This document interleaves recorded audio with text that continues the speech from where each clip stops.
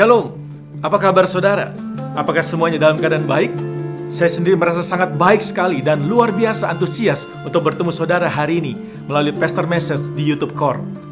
Pada bulan ini, gereja kita, NDC, mengangkat tema The Origin, yang artinya adalah asal mula. Saya tidak akan banyak membahas mengenai tema besarnya ini, karena saya percaya di ibadah minggu selama bulan ini pasti akan banyak dibahas. Tapi ketika membaca kata ini, pikiran saya melayang kepada kata yang sebaliknya.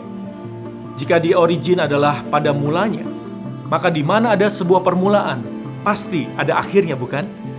Apa yang Anda pikirkan ketika mendengar kata akhir? Apakah Anda juga memikirkan hal yang sama dengan saya?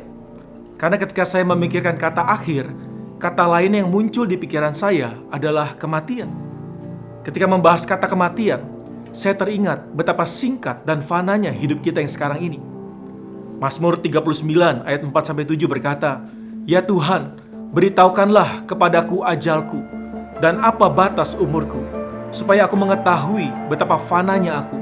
Sungguh hanya beberapa telempap saja kau tentukan umurku. Bagimu hidupku seperti sesuatu yang hampa. Ya, setiap manusia hanyalah kesia-siaan. Ia hanyalah bayangan yang berlalu. Ia hanya memperebutkan yang sia-sia dan menimbun, tetapi tidak tahu siapa yang merauhnya nanti." Saya pernah diberikan 2 pertanyaan, dan dari 2 pertanyaan ini saya tidak perlu saudara untuk segera menjawabnya, tapi coba renungkanlah. Jika Anda tahu kapan Anda akan mati, bagaimana Anda mengakhiri hidup Anda? Itu pertanyaan yang pertama. Pertanyaan yang kedua, jika Anda tahu bahwa Anda memperoleh hidup kekal abadi, bagaimana Anda akan menghidupi hidup Anda? 2 pertanyaan tersebut memang singkat, tapi menurut saya adalah pertanyaan yang sangat dalam dan menjadi berarti jika kita sungguh-sungguh merenungkannya. Karena dari jawaban tersebut, seharusnya dapat menjadi komitmen dan kesadaran kita dalam menjalani hidup ini. Karena ada hal yang kekal untuk kita pikirkan. Oleh sebab itu, jangan hanya fokus kepada hal-hal yang fana yang ada di dunia ini.